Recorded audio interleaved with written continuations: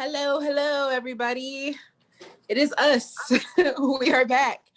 This is episode 44 Obama. of the What Kind of Black Nerdcast is this? I am your host for the day, Lucia.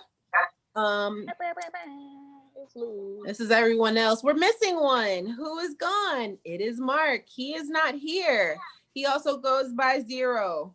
And I don't know where you guys would be. So the guy that's next to me here is JayTezla. Hello, everybody. Hope you all enjoyed last week's episode where we found out a lot about our gaming likes and dislikes. And yeah, glad to be back. And me, I see him underneath. It is Lil Sweets. What's going on, everybody? It's your boy Lil Sweets, aka Kayos. Welcome to What Kind of Black Nerdcast is this? And this beautiful lady underneath me, I think, is La. Hey y'all, it's your girl La. Welcome back to another episode. I didn't see you guys last week, but I am here and I'm ready to talk some trash. Let's go. Yes, okay. So we are gonna start off with Kyle. Let's talk about some Power Rangers. Yes, as you can see, I am a full-fledged fan. That's all we're gonna say because we can't afford the rest of it. There you go. I actually took this on purpose because I thought Zero was going to be on the show and I wanted to screw him over so he could talk about it. But I'm talking about it. He's the only other person on the show that is a big Power Rangers fan, such as myself. He's even a bigger Power Rangers fan because he still watches it. I still watch them as well. Don't do that to me. I was just watching yesterday. I'll be watching right now. I'm watching Battle Force Grid. Like, don't play with me. Okay, well, y'all keep that real. Y'all just let us put our stuff out in the chat and shit. Like, we the only Power Rangers fans. No, I feel like I feel like you might have been high because Mark knows that I watched Power Rangers. I don't smoke now. So it was announced recently that Power Rangers is going on over a reboot. If you're not too familiar, they were acquired by Hasbro about 2 years ago. Hasbro's paid just under $600 million for the Power Rangers IP and everything that came with it. That's all toys, movies. It's a lot because, I mean, as much as people like to make fun of Power Rangers, if you're in our age group, which is in your mid-30s, you probably grew up with Power Rangers in some shape, form, or fashion. You watched the TV show, you played with the action figures, you went to see the movie, you bought the game. So it is still an IP that is still going strong. They have never not been on TV since that's the perfect way to say that. They are still on TV. Think of your favorite TV show. Netflix probably canceled that after season 3. Power Rangers is 21 seasons deep by now. So they're doing something right. Your kids have a Power Ranger toy in their room right now, probably. They have been a Power Ranger for Halloween. It is an IP that is still going strong. It did have the movie that came out, what was it, 2017? I think so. Yeah, 2017 that came out. It was lukewarm received. Box office wise, it did not break the bank. I believe it just made over its production budget. I'm not looking at any numbers right now, so if I'm wrong, somebody will correct me probably on Twitter or Instagram. I, being a fan, did go see it opening weekend. I was hopeful it would be the launching of a new franchise. I have thoughts and feelings on that I'll give in a later date. But Hasbro is trying to get their money's worth. Hasbro also owns basically your whole 80s childhood. They own He-Man, She-Ra, G.I. Joe, and also Transformers. So they have been making a lot of money when it comes to movies off the Transformers films, but they have been getting diminished returns over the last few years. So I guess now they're putting the majority of their time and development into the Power Rangers IP, which, like I said, it's been on TV. It's successful. So they have hired Jonathan, and I am gonna mispronounce the hell out of his name. I'm not gonna even say it. Entwistle. Thank you. He is the director and creator of the Netflix film The End of the Fucking World, and I'm Not Okay with This. Great title. It's so apropos of 2020. He is going to be, but for all shape, form, and fashion, going to be their Kevin Feige. He's going to overhaul the entire IP when it comes to comics, which are highly successful, and I highly recommend them. They are really great. The stuff they've been doing in comic books has been amazing over the last few years. It's kind of got me back into comics.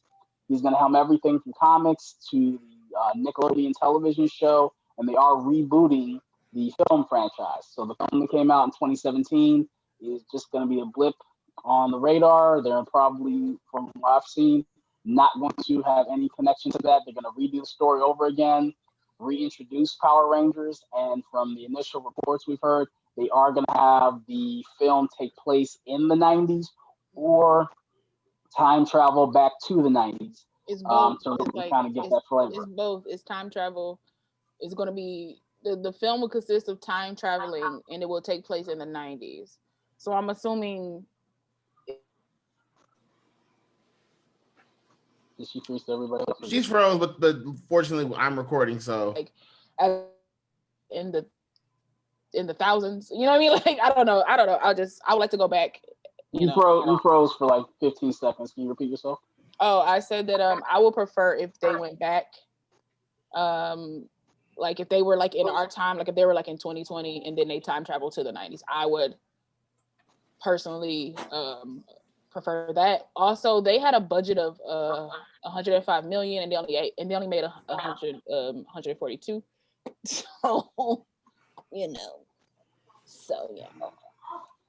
Oops. But I like the 2017 Power Rangers. I did too.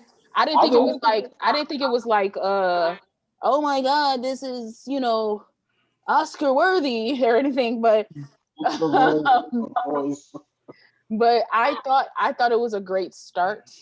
You know, they shook the mythology a little bit up, which, you know, that's fine. You kind of made them like an alien race in a way, which is cool. You know, that's fine. Like, I kind of don't like they tried to switch up like the colors, but they still kind of made it like red for the white person and pink for the white girl, and the mixed girl was yellow and the Asian boy was black. And like they still went that route, and I was just like, I appreciate a diverse group of folks, but I was still kind of like, y'all still kind of racist as well. But I enjoyed it. You know what I mean? Like, I still enjoyed it. I like that Goldar was literally made of gold. Like, I appreciated that. I appreciate. I like that it was literally made of gold. I like the little jokes about Krispy Kreme. You know, if you're gonna have a tie-in, you might as well get some money's worth, man. Krispy Kreme got their money's worth out that movie. You understand? I mean, what's her name? Elizabeth Banks. To me, she was a little on the higher end of extra, but I still enjoy what she brought to the table. She was still a villain in a sense that I can be like, I can see why they scared of her. Like, I wouldn't be, but I can see why they scared of her. I mean, she straight up killed Billy's ass. So I mean, oh yeah, she murked him. Like, she killed him. Like, one thing that was kind of a fan rumor that at the end of the film, there's an end credit teaser for Tommy, the Green Ranger, the greatest Ranger of all time. One of the teasers was they never said Tommy was a boy. I love that. I would love if Tommy was a girl. Ooh.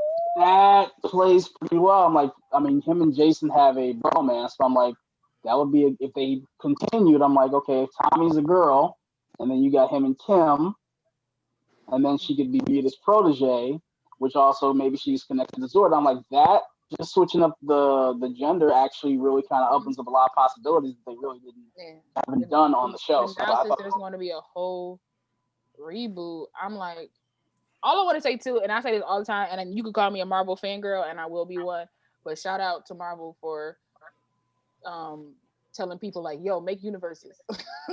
Like, make. I love this age. I love this age of cinematic stuff right now. I mean, hell, even to the Fast and Furious movies. I mean, like, just that connection and continuity. I appreciate that because, like I said, I've said before, it rewards me as a viewer. Like, hey, I'm gonna give you my money. Just at least acknowledge the fact that I'm coming every time and I pay attention to this stuff. So I appreciate that. I want Fast and the Furious to go to space, but that's just me. So Man, I can't see how they don't do that. that's a no for you, Lou? No, that's a hell no. I stopped at like 4, so no. You honestly stopped right before it actually got good. Good, Like, exactly. You stopped right. like starting at 5, it gets good. Once you gets put good. the rock in Okay, it, I'll watch it it. gets good. I'll watch it. She's lying. Look at her. Look at her hand. Her hands telling her she's lying, you guys. Yeah. All right. So starting at 5, imagine Ocean 11, but with a lot more steroids and a lot less baby oil. That's what it kind of turns into. Wow. I'll watch it. Sure. So I guess we can go to La next. You want to talk about WandaVision? Oh, you okay? Yeah, just had to think this year we're not getting any MCU stuff, so I know. Yeah, we're You all better than thought getting we a were fucking gonna go- Power Rangers movie. you want to talk about that? Because you didn't say anything about that. I was trying not to say anything, but like I feel like you got some thoughts. You go ahead and say what you guys say. What can you say? I want that shit to die a slow death. Like that ain't coming to anytime. It is. It is like, dying a slow death. but It's no, called living. like It's living. no, like that movie was so bad. I don't want them to try again. Like certain shit you shouldn't just do again. Like after the Super Mario Brothers movie. But why was it bad though? Why was it bad? She went to a pawn shop and made gold dart. She made out of gold. Gold dart. At that point, as bad as that movie was, I should have heard Trinidad James all gold everything play in the actual movie. That would have made the movie a little bit better. The only ranger she kills is the black kid. Really? I give that. No, don't get that. She only killed the black kid. Because think about it, you not even that. It's not even race for me. It's not even race. You killed the heart of the group. He was the only one that like seriously kind of like brought them together. And by killing him, you made them. He's essentially the Phil Coulson of the Power Rangers. You made them. Oh, don't give him that. Don't give him Coulson. Yes, he is. He's Phil Coulson of the Power Rangers. And then you allow this. And you allow the Pink Ranger is a cyber bully. We're gonna smooth skip past that. Good job, guys. Good job. She's not a cyber bully. She got cyber bullied. Couldn't care less. So, but be accurate though. Like, you know, if you're gonna make an argument, be like it sucked. So I'm guessing you weren't a fan when you were a child. I guess no.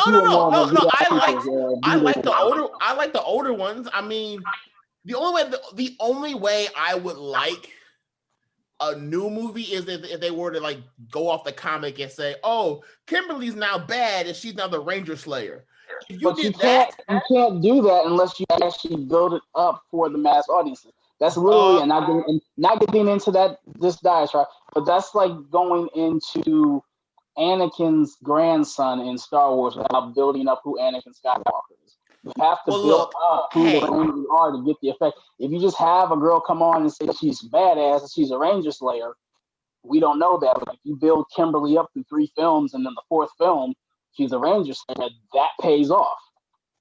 Look, the way I see it is, if you make a symbiotic Goldar and think that shit's cool, you'll do anything. But let's move on, because I don't want to be negative. Continue. What's your middle name? It's okay. No, it's not. He's like, my middle name? My actual middle name? Actually, my middle name is. My actual is WandaVision? Is that your middle name? Because that is what we are talking about now. That's how you segue. That's how you segue. Hi, that's Lucia. You're beautiful. That was good. That was good. She gets 10 points. If we knew her house, we can give her house a point, but we don't know her house is. Yeah, we got to do that. Okay. We got to say Gryffindor for right now. Gryffindor, 10 points. Yeah, we got to get you a house. I bet she is Gryffindor. But anyway, I won't even get into that. Not even. But unfortunately, no time this year we will be getting anything from the MCU. Sadly, it's okay, Tez. Sending you a virtual hug, man, because I'm kind of right there with you. Just release Black Widow. Just like release it. Nah, they I not. think it's pissing me off. They do have enough in the can to where they could at They least do, throw something they out. do, but they not. But they not gonna do it. So Hell, WandaVision Snyder cut it. I don't care. Stop that. Stop that. Relax. We don't use that vernacular in this group. We don't use that. This is a safe space. We don't use that. So WandaVision is poised to come out January 15th of 2021. WandaVision is supposed to on Disney Plus. If nobody knows, I don't know how you don't know that, but it's Disney Plus. It's supposed to have 6 installments. And what's his name? Paul Bettany has said that this will, what did he say? I wrote it down. He said, well, this will make you think about the MCU in a brand new way. That's what he said that WandaVision will do for you. A couple of familiar faces are coming back in WandaVision, and that's Kat Dennings, Randall Park. I'm assuming Kat Dennings is playing her character Darcy. Yeah, she is. Randall Park, I'm assuming he's playing the officer he was in Ant-Man and the Wasp. Catherine Hahn has a couple of images of her have been released. She has been officially titled as like the witch, right? Yeah, Agatha Hargreaves. Agatha Hargreaves. And not Hargreaves. Not Hargreaves. Harkness. Agatha Harkness, and we have Tiana Parrish playing an adult Monica Rambeau. As you would know, she was the little girl in Captain Marvel. So we have a very rich cast for WandaVision that is supposed to come out January 15th. I'm gonna say it again, 2021. Hopefully that it does, because we need something right now. That would make sense just because it'll be the 5th episode of Mandalorian when Thanksgiving week. So Mando had how many episodes last year? 8? Yeah. So that puts it right around before Christmas. So that makes about sense. I mean, it makes sense to drop that because I think they want a show to drop on Friday and not 8 a.m. like Monday through Thursday. I'm mad they pushed it back, but I kind of get why they didn't really have to. Like, Mando's not a super long show where you need to stop what you're doing and watch Mando, and then you can't watch anything else the rest of the day. But I think they figured it out though. I think Marvel figured out their timeline. It's because of COVID and because of all this stuff going on. I think they figured out like what will be the best time and way for them to start dropping stuff, and hopefully, regardless of another lockdown, another wave, or anything like that, they will start putting stuff out. Because essentially everything's pretty much done except for what? Loki, I think. Yeah. And they don't have to worry about anything else because. And I mean, they ain't making no movies no time soon. I don't see they. So they have 3 movies in the chamber already. They have Eternals, Black Widow, and Shang-Chi. They're all done. No, but I'm saying though, they're not making any movies anytime soon. So like my thing is so they need to start releasing some stuff. Like, people, we gonna pay for it. Like I didn't pay for Mulan, but I'll pay for Black Widow if you want me to pay for Black Widow. Like I'm not gonna wait. Like if it's 2021 and you're like, yeah, we're gonna put this out in February and you gotta pay for it, but it'll be released in October for free on Disney Plus, I'm gonna pay for it because I want to see it. Like it's something that I want to see. So yeah, put it out. After I'll get into it later, but after playing Miles Morales, I'm really interested as to what they do with both Black Widow and a few other series going forward, but Black Widow especially. I just need to know. My biggest thing about Black Widow is I just need to know, are we going to get Natasha back, or are we going to get her sister as Black Widow? Like I just need a line drawn in the sand. I know we're going to get a Black Widow because Avengers needs a Black Widow essentially. So, but who we getting? Because you can easily pick Natasha from a different timeline and swoop her in and change that timeline, and then continue her in with her people, because it's not like she don't know who these people are and that this is the world she lives in. I just need to know. I'm tired of waiting. Someone brought this up to me. I was talking to one of my homies, and we were watching the trailer for Black Widow, and he brought up something that they might use for Black Widow to tie into Black Panther. in the most recent trailer, you see a girl that looks Wakandian. They could easily use that as a way to say that the Red Room took out, and I hate saying this, the Red Room took out King T'Challa, and that's how you set up his movie. I don't get anything you just said. No offense. So like the movie is, I'm guessing the movie is gonna do something like deal with the same way they dealt with Civil War, where they're trying to take out world leaders in some kind of capacity, because the movie wants to build back up the Red Room and have more widows. Mm-hmm. So I wouldn't be surprised if they use that as a way to bring that in and say, hey, T'Challa was taken out by a Black Widow. Oh, okay. I think. I mean, I highly doubt that. I don't think Marvel had thought that far ahead, but it could be a way they write that in. But who knows? Okay, so let us move on. Tez, let's talk about Spider-Man. This game is so goddamn good. Okay, so I did not have a PS5. I tried my damnedest to get one. Mm-hmm. Unlike some people who had to go on the gram and just flex with it real quick. But it's fine. I'm glad it did come out on PS4. The game is fun. I will give it that. They essentially just took the map from the PS4 game, added snow, and added a few more elements into it. Traversal for Spider-Man is a lot more different than in the base game. Like, you get, like, while you're swinging, he's more acrobatic, but he can also use his Venom ability to actually push himself through the air. So it makes the chases more dynamic. It's not story-wise, it's not a long game. It's about maybe 7-10 hours. But if we're talking about if you want to complete the game, like platinum it's going to take you about 15 at best. If you're playing on like one of the easier modes, if you're playing on hard mode, it's going to take you a minute to beat that game. The game is fun. The cinematography for the game is fun. The story is amazing. I know Zero posted in our chat about Tinkerer, who she might be, or who they might be. Yeah, we were all wrong. I was completely wrong as who Tinkerer was, but it definitely does. It's a fun game.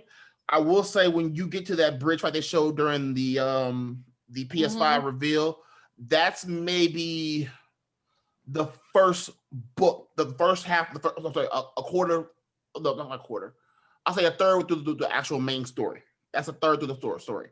I like how they did little things in the game to be culturally appropriate. For one, they have a giant Black Lives Matter mural in the game. Oh, that's dope. One of the main side missions in the game actually deals with a girl that is deaf and does ASL, and Miles actually does it with her. And my mom was actually sitting next to me when this happened. We're watching one of the previews. She's like, "That is the exact way you should do ASL," and I'm surprised the game is doing that. I know Zero posted in our chat about who's Harlem's hair between Miles and Luke.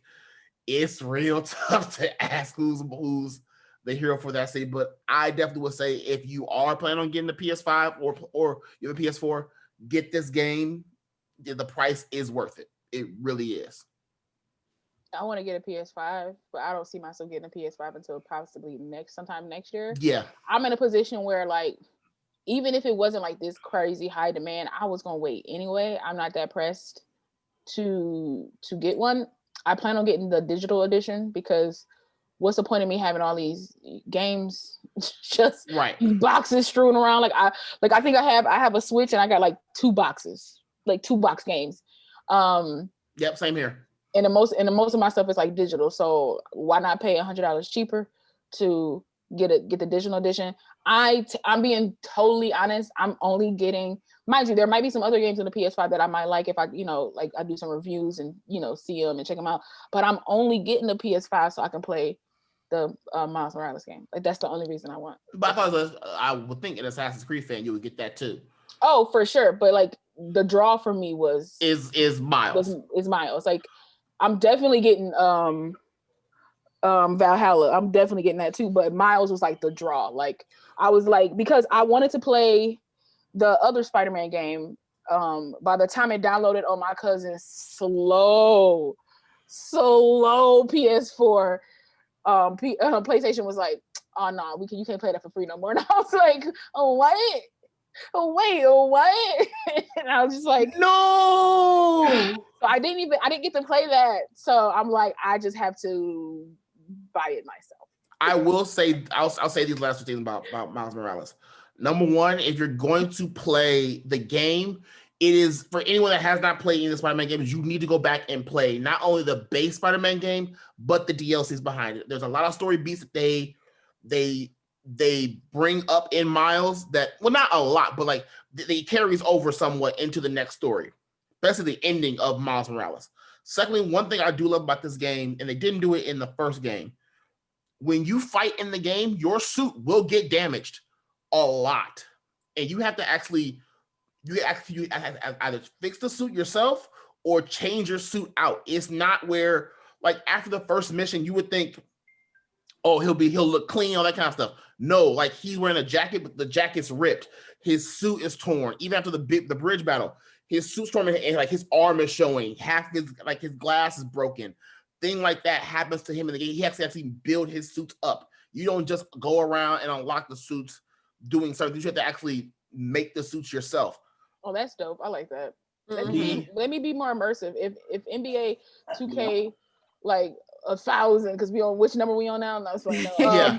Like if they make it so you have like you can get gym shoes from every country, and you can different advertisers for different, like different logos, all that kind of stuff. Like it's so immersive now than what it was when it was just like 2K, just a regular 2K. Like I want other games to be that immersive too. Like make it so that like this is real world. Like when Spider-Man in the movies, when his suit got messed up, he had to make a new one. Like he had to make a new one. It just didn't like the next day it just didn't seal up and be better. Like his clothes was dirty. Make it more real world. Like that's what we paying for. So plus, and they actually happen to be Spanish, which I was like, okay, I'm sold.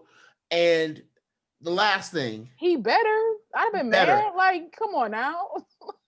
I've never been so happy to love hip hop before in my life than playing this game, because when I say they took these themes and made them trap, it was like when you start the game off, it starts off with him just in the subway on the car, and you just hear the normal the Spider-Man PS4 theme, but then you hear with the 808s, the hi-hats, and all these little kicks. I'm like, oh, it's some niggas working on this shit. So like it's like, I swear to y'all, like even if you have the game loaded up and you just go to like the start screen, like on your PS4, PS5, that beat, I had that beat playing for like an hour, not playing the game, just sitting there like, this is kind of fire. I'm just clean up now. Like that is so damn good. Like the soundtrack for this is amazing. And there is one thing I'm not gonna say, but it involves Kid Cudi and he's in the game, and I love it to high hell. So it sounds like it is absolutely for the culture. Yeah. So yes, one more thing for the culture is Jordan Peele will be producing the remake for People Under the Stairs. Love it. I've never seen it. I know what it's about, but couldn't tell you what's about. I do know that is also for the culture, and we need to. I love Jordan Peele. Love him. Everything he's done so far has thoroughly entertained me in whichever way it was supposed to entertain me. So I'm down. I mean, even from his start, like even from like Key and Peele, like everything he's done. I wasn't gonna say scary because no one saw this coming. No one saw him going from doing Comedy Central skits to making psychological horror shit. But that's what makes it better. That's what makes it better. Like the dude was like, all right, let's start this off. I'm gonna show you that I'm funny and that I'm talented. And then he was just like, but I'm even better than that. Like I can write. I'm funny. But yeah, I fuck with horror too. You feel me? Like honestly, I fuck with the horror. Like I'm funny, but I fuck with the horror. I feel like we needed him because no offense to nobody, like I'm a big Wes Craven fan, and we no longer have Wes Craven. I know we have his son, but I feel like Jordan Peele has stepped into that.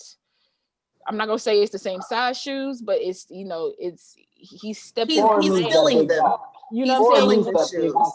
He stepped into that lane that we needed because Wes Craven's whole thing was he didn't really want to get into horror. He just had a knack for it, and nobody was like, he made films that he thought was gonna be funny. Everybody was like, that's terrifying. He was like, all right, well maybe I guess I should just make And when terrifying you look movies. at when you look at it, his two biggest hits with Nightmare on Elm Street and Scream actually were commentaries on the genre. He wasn't trying to make a Exactly. super great horror film. He was trying to say, okay, if everybody's doing a slasher horror film, what if the guy can attack you in your dreams? Or okay, everybody's done every type of horror movie. What if we make an anti-horror movie? And they wound up being, in my opinion, two of the greatest horror films of all time. So Jordan's amazing. Like I said, like even though I just had this conversation with somebody yesterday actually that was watching us, and I'm like, it's good. It's a good film. It just didn't hit me that much because I spotted it. I spotted the twist about 20 minutes in. But Get Out to me is still like that. If you look at the decade, when you look at 2015 to 2020, that's one of those films you'll talk about. Like when they do a retrospective on this decade, on the past decade, that's going to be a film that they single out. I mean, that changed a lot of things. It really opened a lot of people's eyes. And the fact that he has so much attention to detail to where you can watch that film multiple times and pick something out. I think it'll I have a always hold up. question for you guys. Do you think that Get Out would be the same movie that it is now? I'm talking about no edits at all, and as impactful as it is in just for movies and Black movies, all of that. Do you think that it would have the same impact after the George Floyd thing? Like if it was to be released after, how do you think that would be received? Because it's still after Sandra, it's still after Tamar, it's still after Mike, it's still after, and I can just keep going For on. sure, but I mean, like the George Floyd thing, that popped off a whole this is a whole different time now. You know what I'm saying? Like that's it'd be hard to make that movie right now. Even if you took COVID away, I don't think you would get that movie made within the next year. If he was just trying to make that movie right now, I don't think a studio would take that big of a risk and put their stuff out right now. Well, yeah, not in the sea that we're in now, like not the air that's around us now. So you would just have to say that it's kismet, fortuitous, whatever word you want to use, that it came out in the time that it came out. I think if Get Out was made, it had been delayed because of COVID, all that kind of stuff, and then George Floyd happened, I think Get Out would break the box office if it got released. If it got released, or if they didn't make them change it in some way. No changes. I mean break the box office, not just like go to theater. I mean digitally, on demand, whatever. I think that movie would, because it would. The movie is great on its own, but like the social contract is talking about, and to drop it in this year of all years with the way social media is, and everyone's now at home and they're on social media. Like during that year, people were on social media, but they weren't really on it. Like, you know what I mean? Like you had you were stuck in the house. Like you weren't stuck in the house. You could go outside, go shoot the shit with your friends, whatever, and that'd be it. And maybe you go see Get Out. This year, where you're stuck in the house and all you have is streaming services, on demand, digital, all that kind of shit. Imagine the TikTok that would happen right now. I'm gonna play devil's advocate on that, because you do make a good point, though, Tez. Like you do make an excellent point, but I'm gonna play devil's advocate on that, because on the flip side of that, you can say that because we are locked in, because there's been so much of a racial uproar, people have been talking about it. It's like in the news and the media. A film of this, even though it's great and we know, we can see in our minds like film is a great film, like it would be so great during this time or that time, do you think people will want to pay attention to something that they see on the news every single day? It'll be like once again, here we go. Black people gotta say. I feel like it could honestly go both ways. I feel like, but we just don't know which way it will. I just feel like it could go both ways. It could. I think it would. I think it would. It would have like okay. So like when it originally dropped, no one thought it would make the money it did and become a cult classic because it's an original film. Right. I think if you drop that now, it would swing between those two. It would either make a lot of money or be a cult classic. I think it could do both. I'm saying like because as you said, people aren't going to want to see this, especially in a political year. People might not want to see it, and then it could be badly used in political ads, which I would fucking hate. Oh my God, yes. But I think if you put that movie to me is timeless. That movie has no timestamp on it because you could put that movie in black and white and say that's about Emmett Till or anybody that's African American dealing with a white person at that time. So and it's just smart.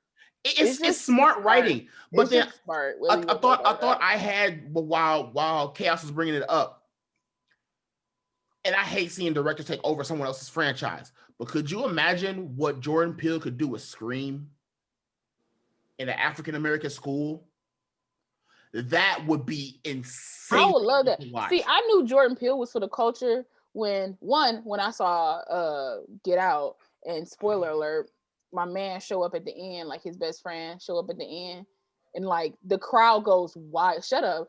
The crowd goes because that was everybody. That was everybody in that movie. Like, right? Nigga, what is you doing? Leave. Like everybody's like then leave. But then leave. Get that bread, get that head, then leave. But that's the thing though. Like it's a black man. Next, you see a cop car.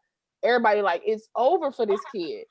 I sunk down in my seat because I'm like, the way this movie has gone, this is the way it's going to end. Yep, I'm like, he about to die. And then you see top right. Just when you first see the lights flashing and you see her look over and her get a little grin, and then you see him look up and you see the lights behind him. I'm like, everybody, this theater was quiet. Everybody was like, here we go. It's like, and we expected it because it's like, okay, that's a part of our culture. Yeah, that's how it ends for us. And then Rob gets out. Man, listen, the theater was like a rumble. You'd have thought we was watching an Avengers film in there. Like the crowd went like the audience went like crazy. But I'm saying like I knew that he was for the culture then, but I really knew he was for the culture. And the Us trailer when he used Tupac in the Us trailer, because you don't hear our music. You don't hear our music in trailers. Tupac, right? I got 5 on it. Oh, my fault. I got 5 on my bad. Yeah, I'm like, my bad. My bad. Appreciate that. Like, but you don't hear our music in trailers. You don't hear that way. Not used that way, but you don't hear our music like as a crescendo leading into stuff like, because when I heard that I was like, are they actually putting this? Is this actually a thing? Like I got excited. I was like, let's go further with that. I was like, Jordan Peele, you dope, man. Say my name, Candyman. Yeah, I was gonna say Beyonce. That trailer. I thought about. I'm like, creepy. If you think about that song is kind of fucked up. And I was like, oh no, like at this point, I'm so much in love with Jordan Peele that I only want to see the trailers he's gonna drop for movies and the song he's gonna put into it. That's all I care about at this point. Like the movie's gonna be fire. Like just but let's be honest too though. Like I'm not sure because that's not his film. Candyman is technically he's producing it. Right. So it's a monkey paw production. But it is a monkey paw production. But I'm just saying that like we don't know how much really. We don't know how much he put into it, but I still feel like it's influenced by him. It gotta be what I read because like what was the other movie they did with the monkey paw did with the other hold on. There was another movie. Hold on. Keanu? Huh? Keanu? Because that's what I was thinking, Keanu. No, Candyman. We were just talking. So they did the. I was like, what movie is that? I did. So they did have a hand in helping write the script, but that doesn't mean that they will, but they're thinking that they might because it's both of them that are doing it. It's the whole, production team. So it's not, they might have something to do with the script, maybe. Because it's possible that whoever edited Get Out Us also edited Candyman. So like that's why you have that flow of like, that's why everybody is like, this is a Jordan Peele film. And it's not, I mean, it's produced by his company, but it's the director, it's like the director's film essentially. You know what I mean? Like it's, so I'm just excited for what, because I've been seeing a lot of Black excellence lately. Like we got all this stuff coming out on Netflix. Like they got the Jingle Jangle coming out, which people have been giving good reviews about that. I actually want to watch that. I'm gonna check that out. I'm gonna check that out too. They got, what's her name? One of my favorite humans, and I don't even know her like this, but Debbie Allen has a documentary coming out about her dance school that she opened up for, like, it's for all people, but it's for Black people. And Shonda Rhimes, I would love to see a documentary on her and her sister, man. Shonda Rhimes directed this documentary about her school. Her daughter is in it. It's just so like, it's just, oh man, like I'm just like, Black excellence, man. Like I was just gonna say the Black excellence is it's ridiculous now. We have taken this time to like really be like, we're amazing. We're like stepping up for ourselves. We're not taking nothing from nobody. Like I'm just loving it, man. And not asking for permission. You feel me? None of that. There you go. We done. I have one thing. I just noticed this. Blade doesn't have a director. Nah. Because they probably not even. Marshala Ali with Jordan Peele's horror aspect. Oh my God, that would have to be rated R. That couldn't be anything. Jordan has said he's the type of nerd that wasn't really into the comic book stuff. But let him do a one-off. Let him do a one-off. Let him or his Monkey Paw Productions group do the movie. But here's my thing though. Even if you don't like something, if somebody gave you an opportunity, the bag, or if Marshala Ali talked to him like, "Hey, bro, not even the bag, like not even a bag." Like I feel like as a creative standpoint, do something that's outside of your wheelhouse. Go do the research. Go read the comics. Go read whatever Marvel wants you to go read, and come back. And because there's no guarantee that you'll get it, but like come with a treatment. See what Come with a treatment. See what's up. And we know Blade's not going to be involved with anything Avengers-wise, so you don't have to worry about tying it into the main MCU. No, we don't know that. You get, like Kevin Feige said, when two-time Oscar winner Mahershala Ali calls you, you answer. If you got him, you are putting him in a lot of stuff. You're not just going to have him be a one. No offense. Oh, no, I wouldn't say he'd be a one-off, but like... He ain't gonna be the next Ant-Man. Like they gonna push Blade to the forefront. I'm so dead. Like Blade, like you gonna see that film. But we know that first film is gonna be solely about him. He's not gonna blend nowhere else. Okay, so from one movie that will more than likely be good to the Justice League. I am dead. The segues are amazing. I gotta say, I have the best segues on this show. I'll say it. she's catching up, bro. Ass on this episode, man. Like, she's still with some haymakers. I feel your breath. I feel your breath on the back of my neck. I smell the patchouli oil in the air. Like I know you're behind me. So I purposely volunteered for this one because if I didn't, I would have been talking about it anyway.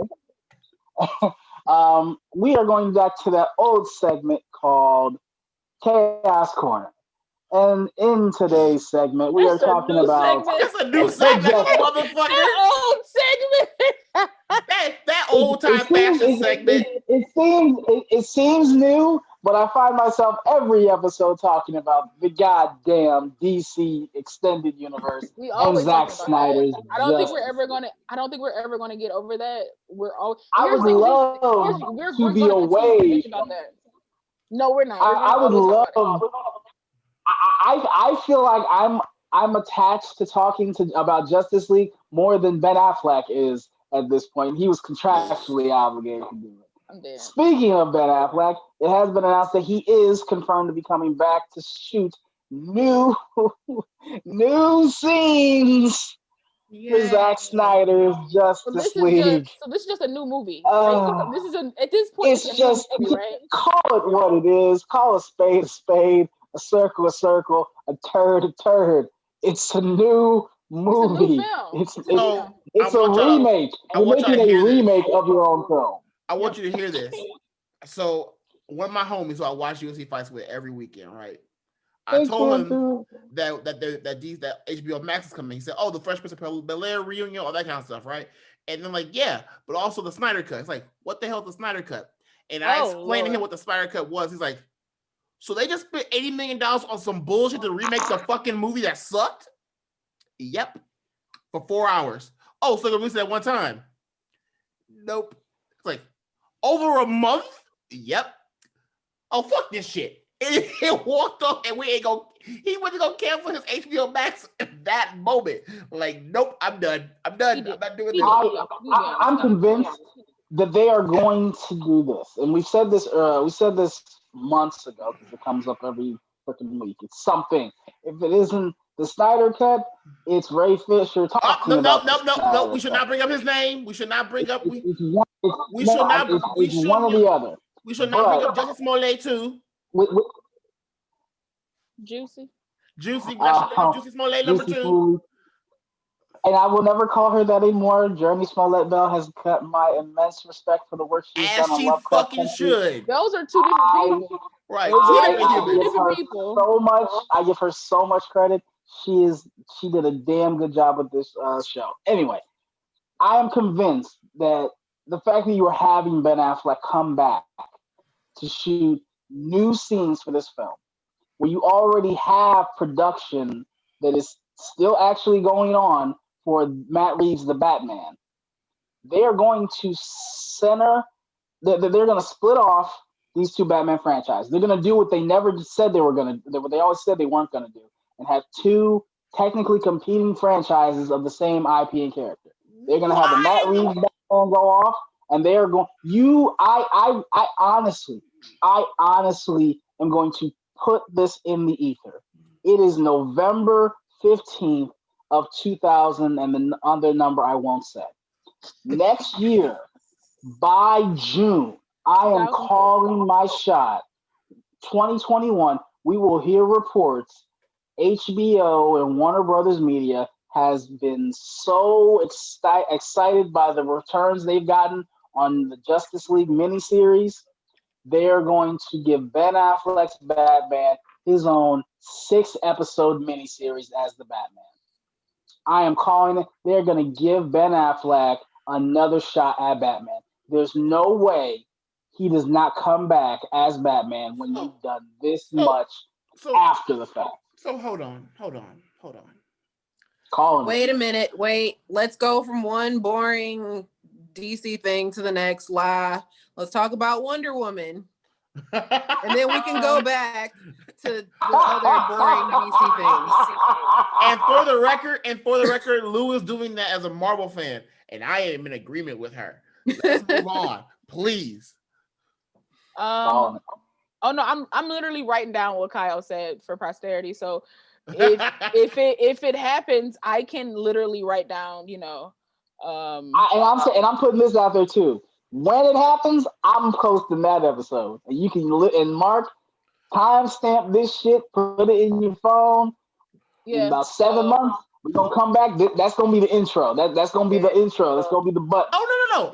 We're gonna give you a full 15 minutes of us just not talking, and you just go. Just go. I might pull out my eyebrows, man. Oh, okay, your eyebrows. All right. Whoa. He might get them waxed. You know what I'm saying? I was like, you gonna pull out? He's gonna be in the chat talking. So let's go to Wonder Woman. So let's just start from. I have a timeline. Let's start from the timeline, okay? Since COVID decided to rear its ugly head in March, Wonder Woman was slated for this year, on June 5th of this year. Then it got pushed to August 14th of this year. Then it got pushed to August 2nd of this year. Then they were like, we definitely coming out December 25th of this year. And now Now Warner Brothers is mulling over whether or not they are just going to release this on HBO Maxwell or I have not heard that one yet. That 10 points to Slytherin. 10 points to Slytherin. Yo, Skin Junkies need to steal that one. That was good. Somebody listen, somebody will, and then we're gonna be in the chats like, pay us again because somebody gonna take something we said. So I'm just saying, Watch Mojo has this damn they're listening to our show. Facts. So they are mulling over whether they are going to release Wonder Woman in January on HBO Maxwell or delay it again to summer 2021. So at this point, and here's the thing, I enjoyed the first Wonder Woman. When those trailers was coming out, I was like, oh snap, this one is going to be even better because I think they got their footing now. They kind of know what people like. They're going to add some stuff in. As we started seeing the creation of Cheetah get better and better, I've gotten like a little bit more hype. You know, I'm like, let's go. Now I'm at the point where I don't even care. So I don't care anymore if this movie gets released. All I'm gonna say is don't ask me to pay for it at this point. They're going to. Either you're going to release it on HBO Max and just get those views as payment. I don't know how they do that pay wise. Or they'll resurrect the old DC app and put it on there. DC app was good, man. I like it. I got back in the comics. Like it. Listen, $7.99. That was a good value. That's the only reason I like the DC Universe app was that I was able to at my leisure read a comic big screen on my TV. Like I literally had digital comics at my fingertips. Like I was literally reading Crisis on Infinite Earths. Like I was trying to get into that, and so you know. I actually got into the Death in the Family. I forgot that story really kind of dragged in the middle. But so how y'all feeling about Wonder Woman? Lou, I love Lou's face. Yeah, I like that face says it all. Yep. I'm excited for it. I mean, I don't care. If you go way back into my not my Twitter because I didn't tweet that much back then either, but if you go back into my Facebook statuses from years ago, I was not one of the people that was on board for Gal Gadot being cast as Wonder Woman. I'm like, the girl from Fast and the Furious, really? She won me over. I think Wonder Woman is one of the better DC films. I'm not one of those people that is the best one. I personally am partial to Shazam. I think that's the best film that they've done so far. I'm excited for the sequel because I think it does take all the good things that you had in the first one, even though it was a copy of Captain America: The First Avenger. I think you can do a lot of good things with that character. So I like Chris Pine and her chemistry. So what the hell? Wow. You do know we're gonna use that against. I'm fine with that, and then put Wonder Woman under it. Whatever. Anyway, so let's move on. So, Fantastic Beasts. It says, let's talk about it. When I saw this headline, I've never been so furiously annoyed at like the wrong decision. Like you know how people you know how you have a child and the child makes the wrong decision, but you excuse them because they're a child. But I don't know what that is. No. Okay, like I'm just saying, if a child drops something, you're like, oh, it's a child. I'm not. It's not a big deal. But if an adult drops, like, you dropped that, pick that shit up, and they don't pick it up. This is how I feel about this whole Amber Heard Johnny Depp situation. The tapes got fucking released that she was the one abusing him, not the other way around. And because this nigga put a court case to sue against basically wrongful, like by putting his name in the dirt. But people was like, yeah, we're gonna get rid of him, not get rid of the bitch that basically assaulted him. And by the way, we're gonna make this nigga that is doing this whole movie called The Flash, where outside the movie, he literally choked the bitch on camera. So we're cool with, niggas choking bitches and this whole Justice Smollett 2.0 situation over here. But the dude that got his ass kicked by his wife, yeah, we're gonna get rid of him. And then and not even that, they got footage of her coming to their apartment or whatever, elevator footage with 3 different niggas, with some Elon Musk and James Franco. Franco, I get. Franco hits everything. But like use fucking Tesla, no offense. Use fucking Tesla. You was fucking Elon Musk. Elon Musk might put it down, bro. He got a whole new chick with a baby. You never know what he do. And as a Tesla, you thought you were gonna keep that, I wouldn't touch her with a 10-foot pole. Dog, and I heard the tapes. I'm like, that bitch's crazy. That bitch a whole different kind of crazy that I don't know how to explain. But as a person that loves Johnny Depp, I was just like, I was one of the people that was like, I refuse to believe this. I refuse to believe on the tears of crybaby, on the tears of. I refuse to. But you know what though? I thought it was something was fishy the moment they did they did the Comic-Con stuff. Why would he be there, then leave, then she shows up? If she truly felt this way about him, they would have made sure he wasn't there at all. I don't care if they were doing something for Crimes of Grindelwald or not. Listen, he wouldn't have been there. You punch me in the face, I'm not gonna be in the same building as the dude who punched me in the face. Somebody better work this out. Either he leaving or I won't be here. Y'all come. Here's why. Y'all zoom me in. At the end of that event, they had all the cast from all the different movies come out together. So why the fuck is he here? And the thing was, I didn't know about like the fact that it was simmering under the surface back then.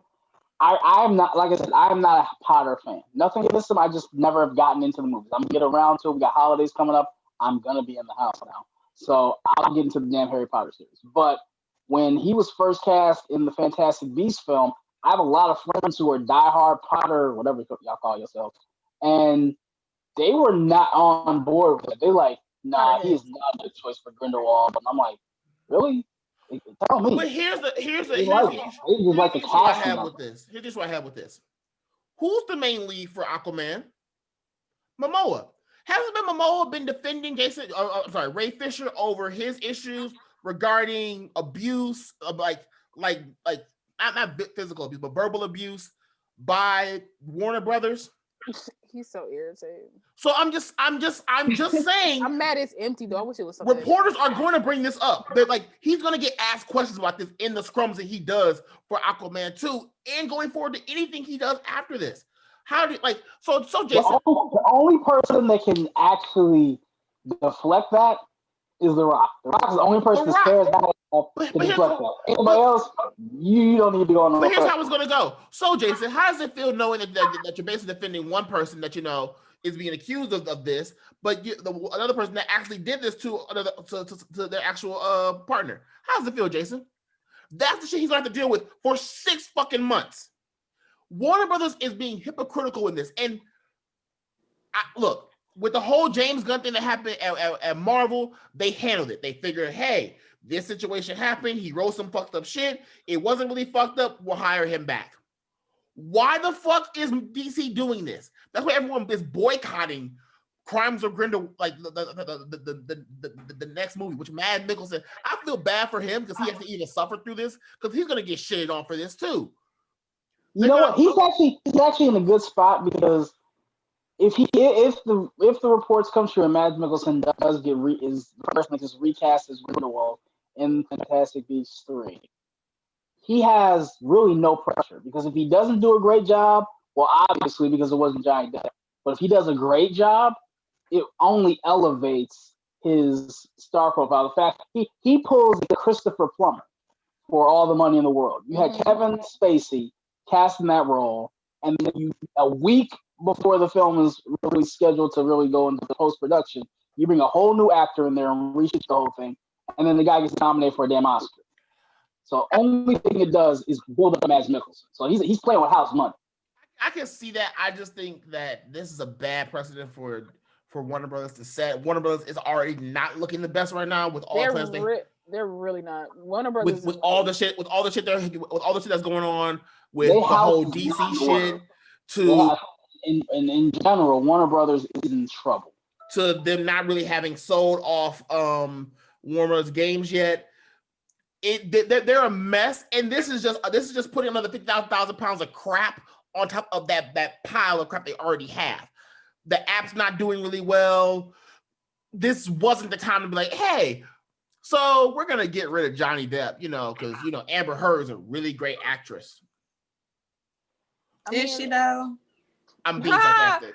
Facts. But also the Warner Brothers isn't looking great right now, and they are also a part of the CW, and they got a lot. And the CW has a lot of issues wrong with them, from the way that they treat their young castmates to having them like stay up. You've had multiple young members of the CW crash because you have overworked them, and reports have come out about it. I mean, the Charm women have already come out about how they got, treated by the WB during their time.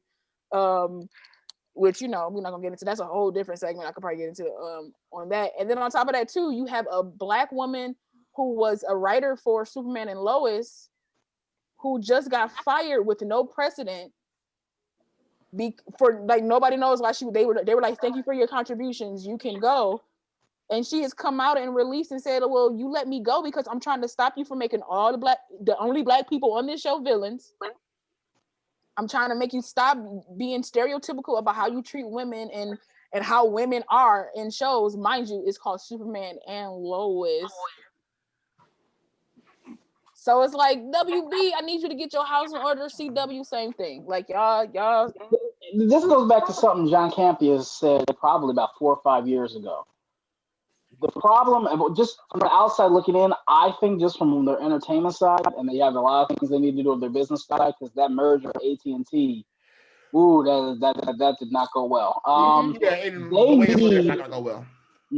They need a Kevin Feige. Like, it's apropos just to say you need one guy in charge that does it, but you do. You need, you need one person who has that singular vision and has that laser focus to commit to it, and not waver, not results by committee. You need one person to do it, because honestly, Disney has made billions of dollars off of just Kevin Feige. They need somebody like that in Lucasfilms, because Kathleen Kennedy is not getting that shit done. You look over at Universal, they completely shit the bed with their Monsters Dark Universe type thing, which actually had a lot of promise, but they went too all in. That's the one problem that all these other competing franchises do. They try to do Avengers before they do Iron Man 2. That's why the Marvel formula is successful. You do the baby steps, you do the groundwork first to get the audience, find out what works, adjust a little bit as need be, and then bring it all together. Oh no, nobody they go in too fast. Well, see, that's not the issue. The issue is that's part of the issue. Nobody wants to do that. It's partly that they don't want the time for it, but also they don't take the time to actually do the shit correct. Like, it'd be one thing if you're like, okay, we're gonna skip the whole A, B, C, D, and we're gonna go to D or E. We're gonna go straight to E. You don't even get to E correct. Like, I get it. Batman, Superman, Wonder Woman. They're well-known characters. No one needs to hear about this alien child landing in Kansas. No one needs to hear about this billionaire who let his kid in a fucking alley and got killed again. No one needs to hear that again. I'm good on seeing that shit. I never want to see Uncle Ben. But you don't even get that shit correct. Like, stop getting that shit correct. Spider-Man was perfect the way they brought him in. We're not even going to show you Uncle Ben's death. We're just going to bring him in, let him be the character, because guess what? You know him. Iron Man, Captain America, Thor, Guardians, Ant-Man. You don't know them. We're going to set up a backstory for them. Spider-Man, Fantastic Four, X-Men, you know them. Just going to put them in there, let that be it, and that'll be fine. Batman, we don't need to spend 7 fucking movies on his fucking backstory. Who the fuck gives a shit? But we do though. Like, so, I be hating that.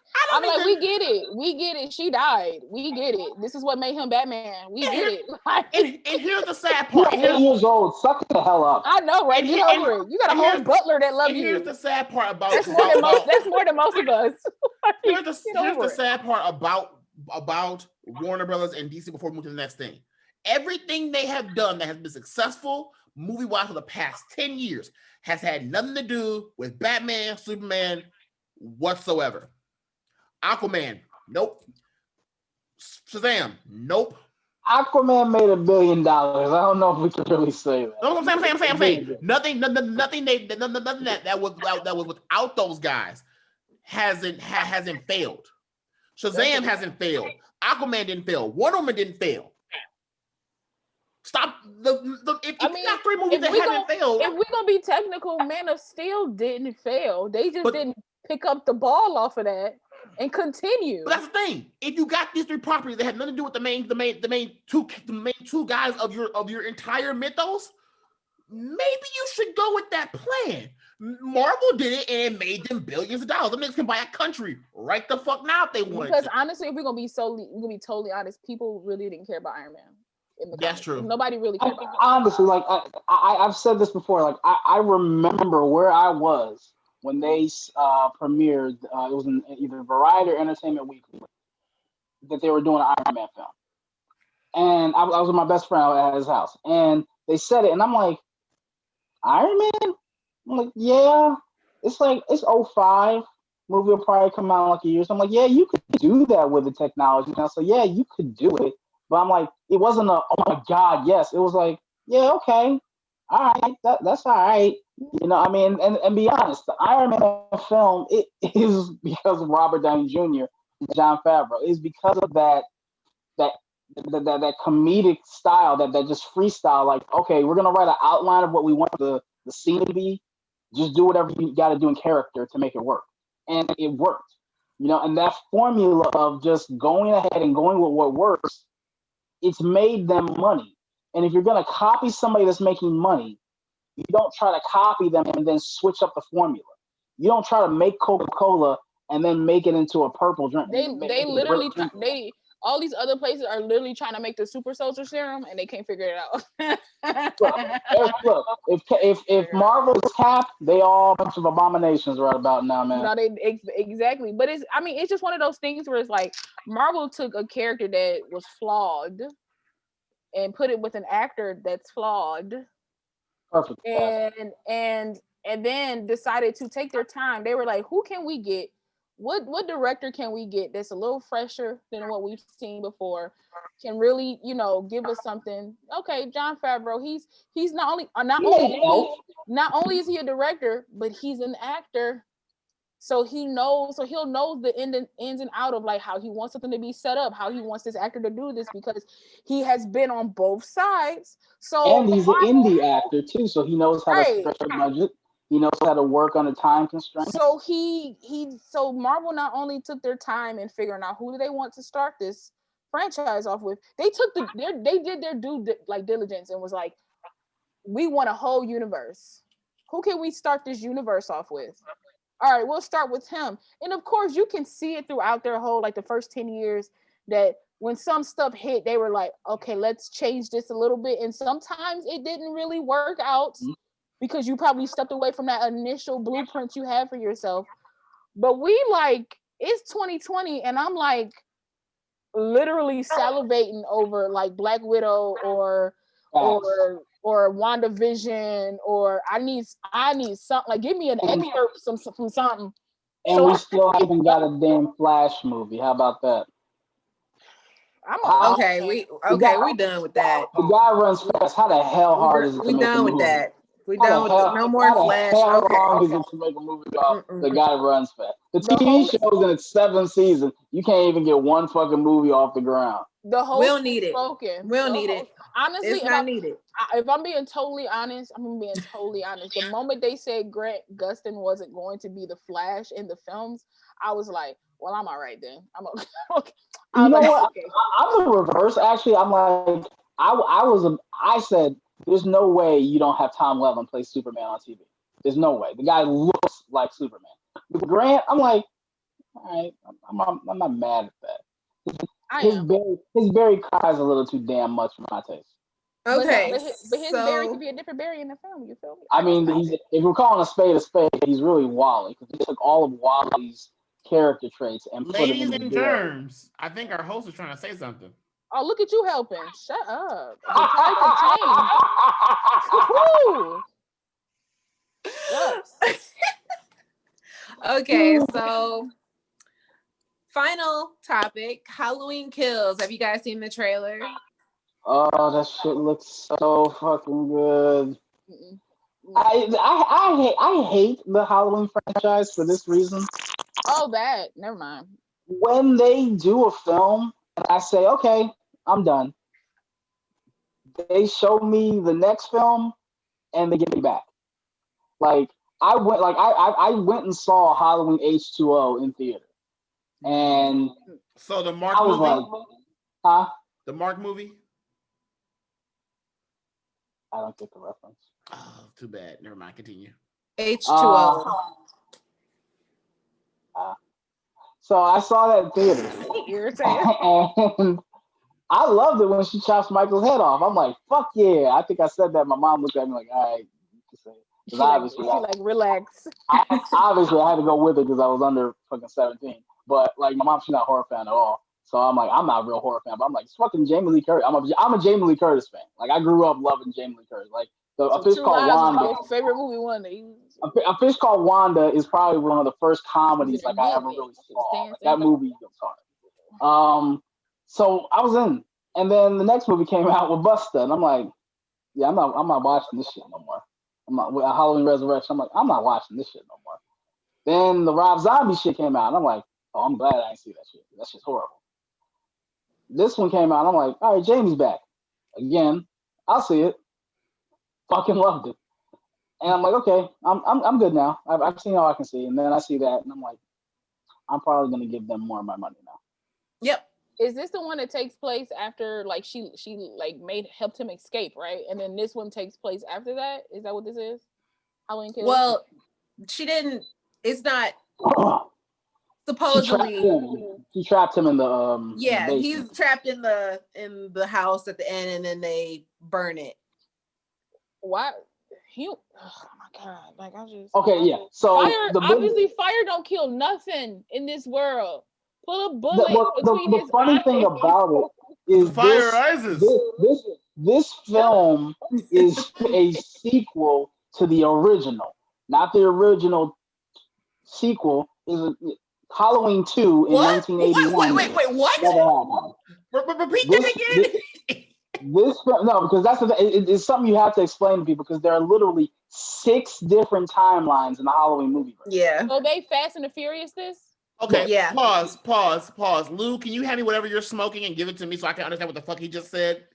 Okay, so I'll break it down. He's gonna explain it. You gotta see all the movies to really understand what he's talking about. You got the first Halloween in 78. Mm-hmm. Then you got Halloween 2 in 1981, where Jamie Lee Curtis is in the hospital and shit, right? Mm-hmm. Then you got Halloween 3, Season of the Witch, not connected to the other 2 films. They literally watch a commercial for Halloween in that film. Then you got Halloween 4, The Return of Michael Myers. Then you got Halloween 5, something Michael Myers. I don't fucking know. They got Halloween 6, something stabby. Now, those 3 Halloween films I just mentioned are called the Jamie Lloyd trilogy because the main character in those is Jamie Lloyd, who is Laurie Strode's daughter. Then you got Halloween H2O, which then ignores the 3 films from 4, 5, and 6, and is a direct sequel to the first 2 films. He's talking, and I do this. This is great. I'm literally listening to you. So now you have, in this new trilogy, starting with Halloween H2O, you have Halloween and Halloween 2, and then you skip to H2O. They continue after that. Then you have Halloween Resurrection. Then that stops. Then you have the Halloween in 2007 that was directed by Rob Zombie, and Halloween 2, which is now the second film called Halloween 2, that came out in 2009, also by Rob Zombie. Then now you have Halloween, the third film in this franchise with the name Halloween, which we call Halloween 2018, which is actually a direct sequel to the original Halloween. Yeah. So if you're watching the newest ones, you watch Halloween 78, Halloween 2018. Yeah.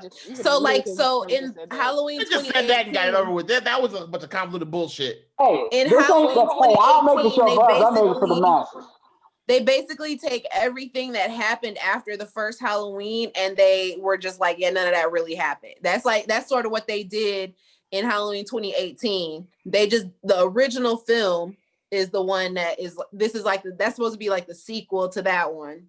So yeah. Which is hard because that's the thing. The second Halloween film was literally in two different franchises. That's why they had to really come out and say it, because like you can look at the first two Halloween films, then watch the other ones, and then watch the other ones. Those series now in two different timelines. But the only thing that gets me about it is the only thing I didn't like about Halloween 2018, and I have a lot that I loved about it. But the thing I didn't like is that it actually acknowledged kind of some of the other films, which if you hadn't seen them, you wouldn't get the references, and it kind of didn't make certain sense. Like, they actually acknowledged the fact that it was a rumor that Michael and Laurie were brother and sister. In Halloween 2, that was acknowledged, and through a whole other series, yes, it was. No, now they're not. So it kind of played with some of the other lore of the franchise, but it's supposed to be ignored. I can't wait till I make it in Hollywood. I'm gonna reboot the Halloween franchise. By the time you get there, they'll probably be doing another reboot. Probably. I'm gonna be a part of that. I'm like, let me get in on that, y'all. The only thing that's forever is the Michael Myers franchise. But I mean, I'm all for it because it's still. Can we get like a Michael Myers origin story? Like, can we get like a Halloween that's just solely about like how he grew up and how that's Halloween? That's Halloween 2007. The first half of that film. I mean, like a whole. I mean, like a whole movie. That'd just be a psychopathic kid in the hospital then. It's real. Like the first one is really just a guy that just the whole reason he's going after her is because she was home. He's kind of like he's sort of like why the fuck she won't die? Kind of like she's kind of like why the fuck he won't die? That's sort of like the whole. I mean, but I feel like it's a reason how he's human for the most part. But for the most part, he's human. But I want to know, like, depending on which franchise.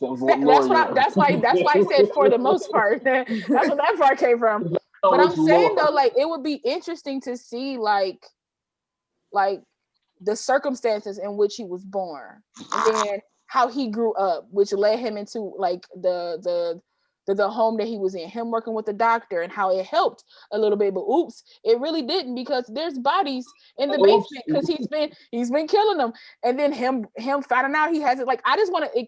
I feel like that could be an interesting story. You're 4 years too soon. That's the reboot that comes in 2024. Oh, my bad. Halloween Origins. I'm sorry. I mean, I would love that. Yo. That's the one that's coming. That's the only thing they ain't. Halloween Origins. Hey, the last shot of the movie is him finding the mask for the first time. No, but I wonder if they because that's not just a mask that you find, because that's a William Shatner mask. So how would they do that? Yeah. You know what? That is one of the craziest things, that that mask is one of the top 5 most iconic pieces of horror. They said that mask cost under $2. Yeah. They just found the damn thing, turned it inside out, spray painted pitch white, and it's an iconic symbol.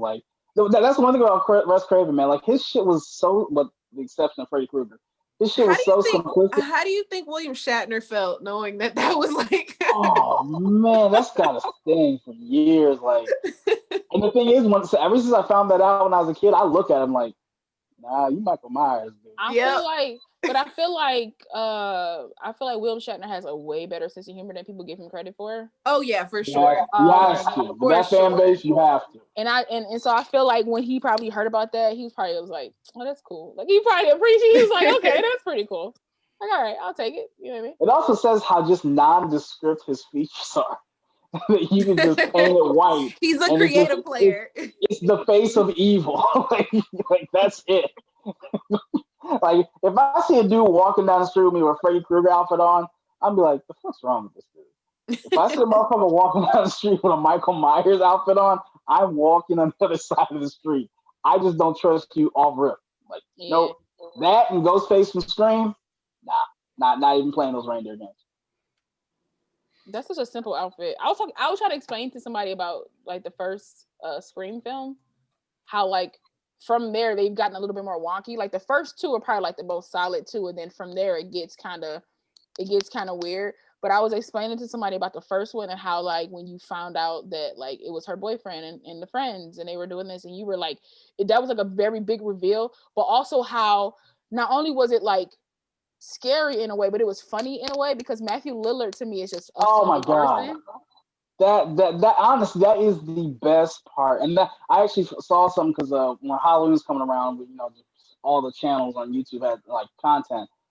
They said Wes Craven did not like actors ad-libbing. Like he very rarely would allow in the film. Mm-hmm. Like I wrote these words. These are the words you said. He's a writer. That's so me.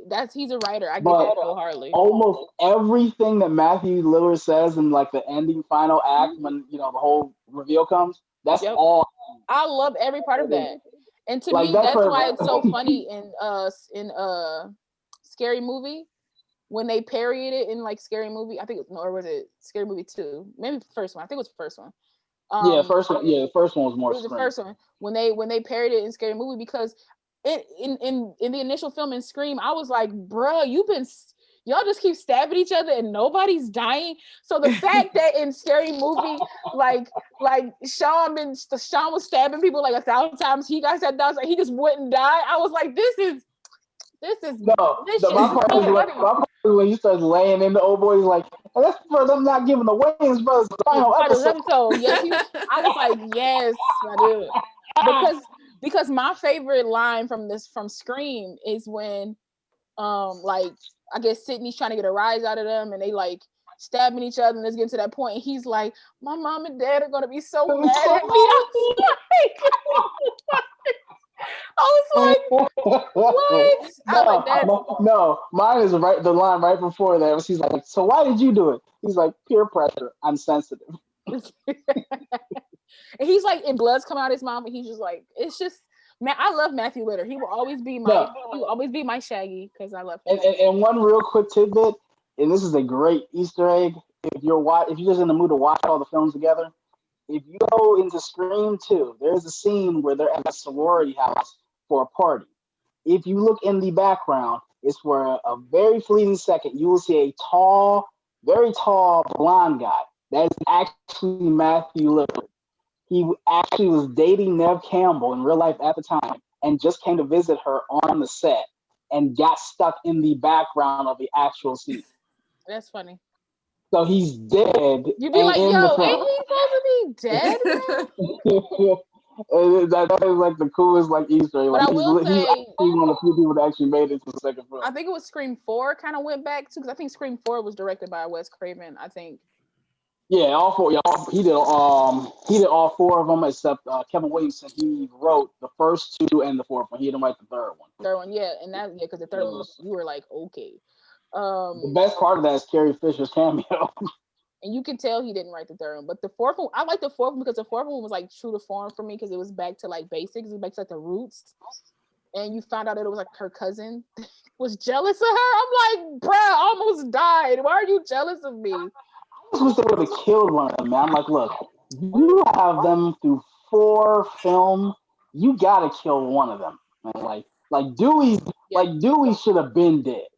Yeah. Like Dewey should have been dead. And look, I like Courtney Cox. I'm a big fan of Friends, but Gail should have went in the second film. Like, you can't have 3 main characters through a horror franchise. Yeah, I agree. All right, well, that concludes this episode, this 44th episode of this kind of Black Nerd Cast is this. JayTezla, please let the good people know where they can find you. Huh? I've been off on another world past 15 minutes until talking about that whack ass movie. Find me at when you explain it, it just threw me the hell off. You find me at Facebook, Twitter, Instagram, at JayTezla. Music dropping this week again, and some more stuff. I'll be dropping announcements this week too. So yeah. All right, and Kyle or Kayos, where can we find you? You can find me on Twitter and Instagram and Facebook as Team Kayos, Kayos. Gonna have some new content coming on the YouTube channel soon, so look out for that. You can find me on Facebook, Kyle J. Campbell, and you can find me in the Wakanda Black Nerdcast is this pages and group on Facebook. Like us and find us on YouTube. Wakanda Black Nerdcast is this. Like, share, and subscribe. And Miss La, where can the good people find you? You can find me on all social media at Black Girl Marvel. You can tweet me, Facebook me, IG me. You can even TikTok me because I have no videos up there. I don't know what I'm doing. So anyway, Me too. But I have one. Well, maybe one day we'll figure it out. I'll teach you eventually, y'all. We'll see. You can find me on all social media at this point. YouTube, I have a few videos up for you guys to see. I have a top 10 Pixar films. I did a couple of reviews on The Last Jedi with Kayos and AKA Nelly. Warrior Nun with Zero. I should be having some more content. Hopefully, if not this Friday, next Friday. You notice Lucia ain't done content with either me or you yet. Oh well, with you. Ah. I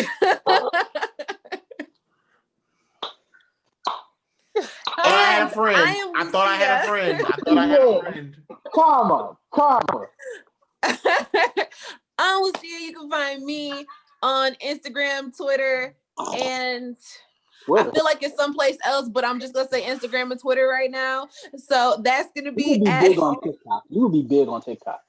You would if you put the makeup you do on TikTok, man, you would have so many followers. You just have some music in the background, just have your regular face, and then bam, it switches over to the makeup. Oh yeah, on TikTok, y'all. That's what the other thing was. But you know something, I don't really use it because like that stuff takes too long. I don't want to be making videos like that shit takes 10 minutes.